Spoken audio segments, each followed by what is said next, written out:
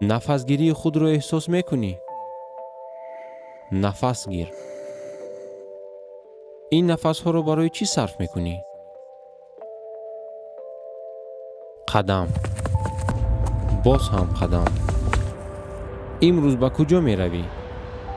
нафас гирифтану қадам задан ин танҳо барои ту нест. қадамҳои ту барои ҳаёти дигарон аст. нафаси тозаву озод гирифтанат аз саодати ин дарахтон аст. имрӯзи ту ин фардои хуби фарзандони ту аст. замоне ки ту инро эҳсос мекунӣ, қувваю нерӯи дигар мегирӣ. орзуҳои ту далерона аст, нафасҳоят роҳат. ки ҳатто як ниҳол сабзонидан орзуҳоятро ҳақиқат месозад. бигзор фардо фарзандони мо озоду бароҳат нафас гиранд.